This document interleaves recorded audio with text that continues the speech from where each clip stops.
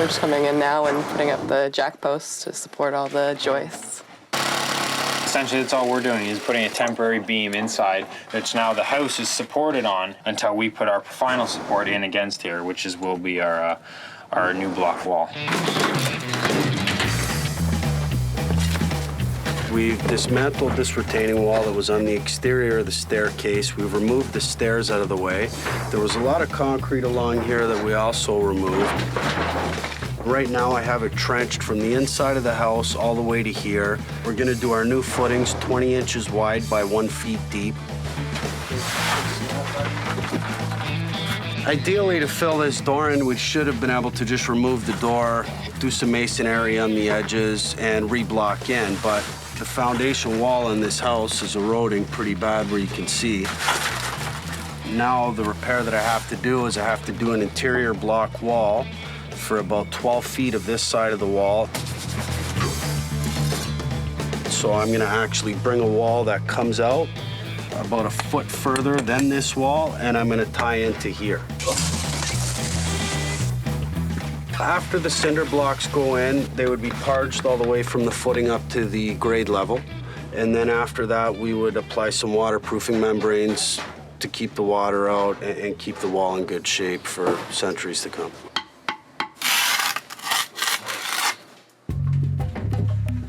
What we have done is we installed a wall vent, which is allowed in the renovation cases, such as this one. And we are bringing it over to the, just to the bulkhead. The amount of disruption is pretty much minimal.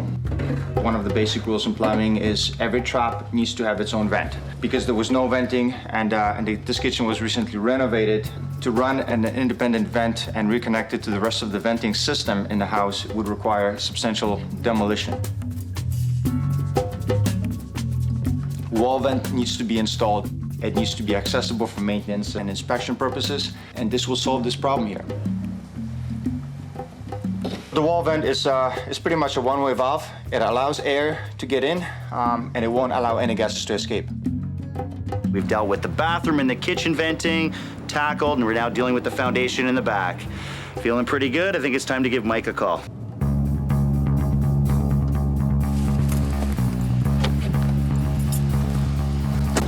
So it's perfect weather to be working on a foundation, isn't it? Yeah, having a gaping hole in your house is always fun when it's pouring rain. Okay, that's more than I thought. What's up? We got a deteriorating foundation. The problem was, where did it stop? So that's where we had to do the block. So we had to keep going with the block until we found out that the foundation was okay. Even 6 feet in at this point, that wall was saturated. That's what we had to do. They're gonna waterproof right around, double check. So we're gonna waterproof to the front. This side, that's right. To here. Right around, come right around the window well, yep. Any other surprises? Well, the roof was done. You know about the roof. Yeah, the you roof is done in the front porch. Absolutely. We had to reframe it. How bad was it? It was bad. It was bad. 24-inch on center, everything rotting out. I mean, I had Adam there half a day restructuring the roof. So the home inspector missed all the plumbing? Yeah, missed the plumbing. We still have to tackle plumbing in here.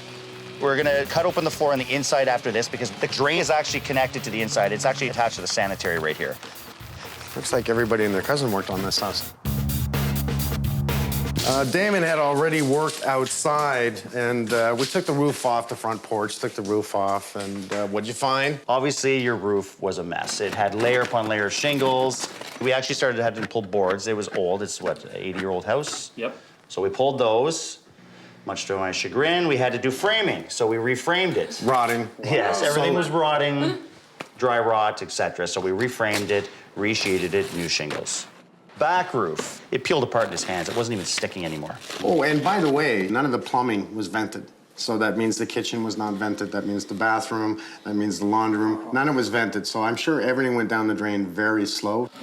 We've opened up the bulkhead. We brought our plumbing through, put in the valve there. That is an air valve. That we will have an access panel on that, painted to match the wall. And the point is that you can get to that air valve, and that's what we need. I've got an idea for it I think you'll like. Yeah, he's pretty good with ideas. Lately he's kind of freaked me out a bit. I'll be like, hey, that's not a bad idea. We repaired the plumbing under the sink. Absolutely. Let's go down to the basement. I'll show you the basement, okay? Sure. Okay. Oh my God. There's a hole in your wall. Oh my God. So Martin has fixed all the plumbing on this side because it was wrong. We have a proper run now. What has happened in this whole corner, actually right to the end, is that it's deteriorated. The strength of it is no good. We're going to temporarily support it. We're going to build a new wall on the inside to structurally support this. Move any electrical that's in the end, insulate the proper ends. We're closing off the door, and all new footings have been poured for this, by the way. We've had to go out in the corner to bypass this piece of crap and tie into the block wall that's good on this side. We're gonna waterproof it from the corner here, totally around this side, right around to the front of the house. Okay, that's a lot of dough to fix this area, never mind anything else. We anticipated some costs, but nothing close to this. It's scary, but you know, we're glad you guys are here to help Good us thing out. is it's not that bad. I don't have to take the house down. Yeah. That's a good sign. I'm not taking your house down. I just can't believe that something so big and so expensive could be missed in a home inspection. We didn't anticipate putting any money into our roof based on what our home inspector said, and I was worried about the cost associated with replacing a roof. But now, seeing the extent of the problems in the basement, that's peanuts compared to what we have to deal with downstairs. It was all pretty much a shock.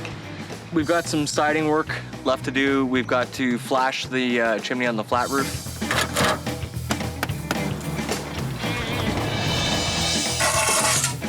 Well, the Bowen brothers have nearly finished building us a concrete block support wall for this corner of the house. Now we'll dig all the way around the corner to waterproof it properly. We have new block, no waterproofing on it at all. So basically what these guys are doing is waterproofing what we've repaired. Okay, that's more than I thought. What's up? We had to keep going with the block until we found out that the foundation was okay. I just can't believe that something so big could be not revealed to me. It was all pretty much a shock. The chimney, like any other protrusion in the roof, is always gonna be a weak point. This here, we're just putting a brand new mortar. The old mortar was it was just old. It just broken down, deteriorated over time. All concrete absorbs water. Done properly, you should be able to shed it and move it out of the way before it has a chance to actually permeate all the way down and do any damage. Steve's gonna be coming up to flash all this here to help block these water points here.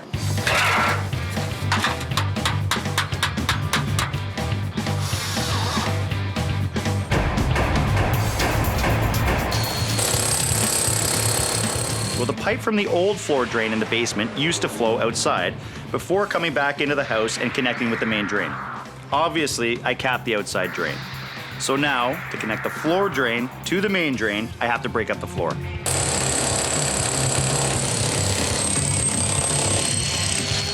We can concrete this by the end of the day, and that is my goal.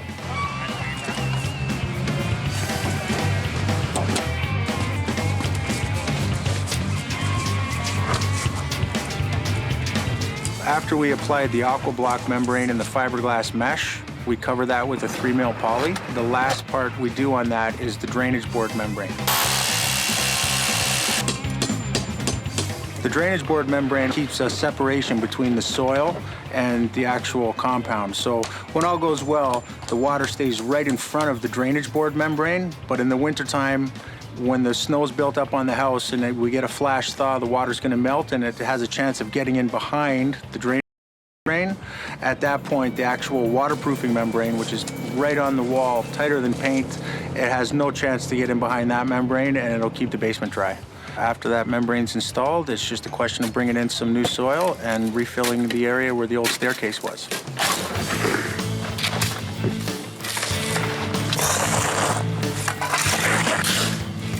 Well, right behind this wall right now, we have plumbing going on. Kate has dug her way to freedom. She's trenched everything for the plumbers, and they're in the middle of disconnecting everything and putting in new plumbing.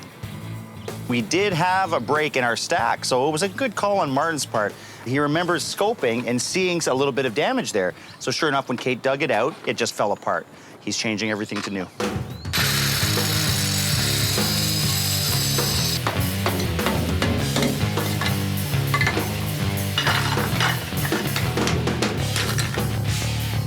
While I have this all exposed, what I'm going to do is I'm going to grab this part of the storm line, I'm going to connect it to the floor drain, which will then discharge it over to the sanitary line. I also have a cast iron stack, which doesn't look too good.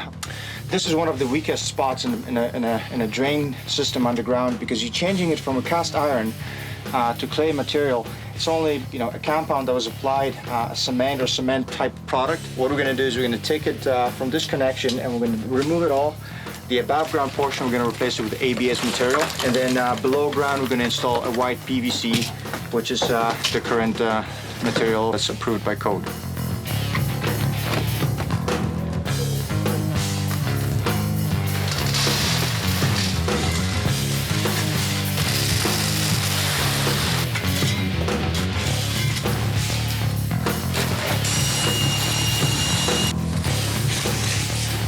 So and obviously the plumbing is done, otherwise I wouldn't be putting concrete in. I'm feeling really good.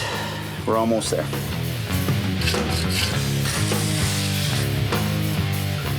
One of the most important things we've actually done today was take care of the wine rack, and that was really one of our only solutions to the plumbing issue and the venting up in the kitchen. Without ripping down the walls in that kitchen, that was really the only option we had. So I had to come up with some kind of an idea, came up with a wine rack, and it solves the plumbing coming through the back of the cabinet. I'm happy.